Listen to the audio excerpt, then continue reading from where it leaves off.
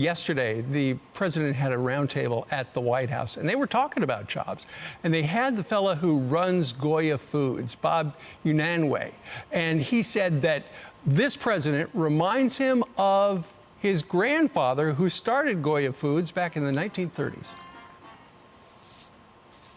Our company was founded in 1936 by my grandfather, who left Spain at only 18 years old. We're all truly blessed at the same time to have a leader like President Trump, who is a builder. And that's what my grandfather did. He came to this country to build, to grow, to prosper. Well, through the magic of television, there you saw him right there yesterday in the Rose Garden, and now right here on your TV channel, we've got Goya Foods CEO and President Bob Unanue. Bob, good morning to you. Good morning, Steve, Emily, and Brian. How are you all doing? We're doing good to talk to some friends. Well, there you go. Thank you very much. It's good to have you as well. So what was the president's message to the Hispanic business leaders who were at the roundtable yesterday? Well, we were part of a commission. It's called the White House Hispanic Prosperity Initiative, and they called on us to be there to see how we could help opportunities within the economic and educational realm for prosperity among Hispanics and among the nation. You know, the United States, after Mexico, is the largest Hispanic country in the world. And so Hispanic prosperity means U.S. prosperity.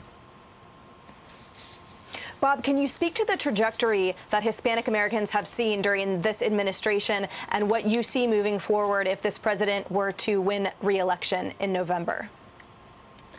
You know, the Hispanic population has doubled since the year 2000.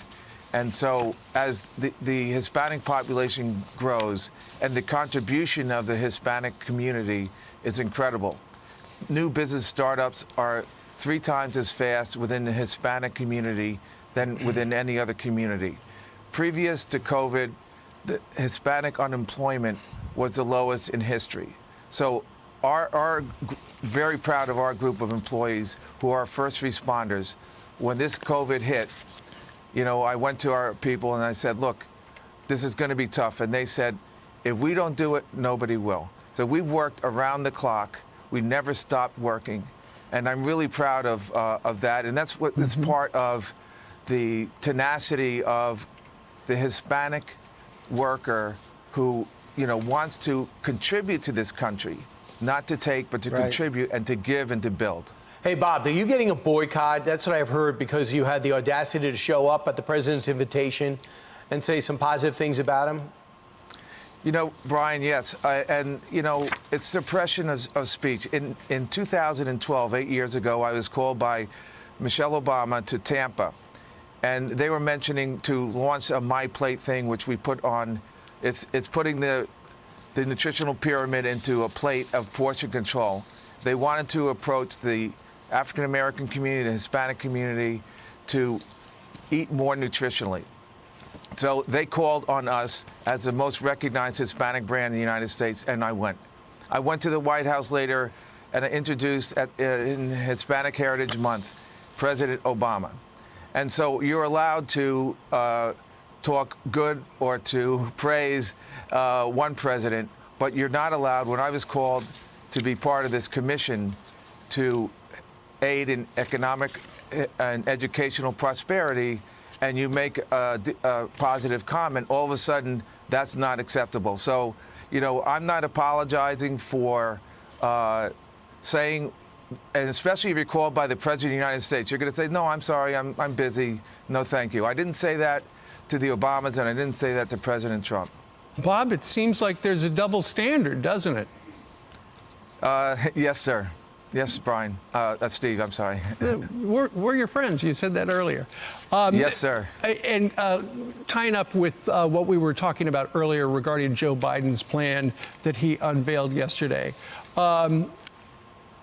As a CEO, how would you and your company be impacted if Joe Biden wins and those particular Bidenomics come into play with your business? Well, let me tell you, you know, the president has taken away a lot of the regulations and roadblocks to prosperity. You know, the function of the government is to provide an environment in which businesses can prosper.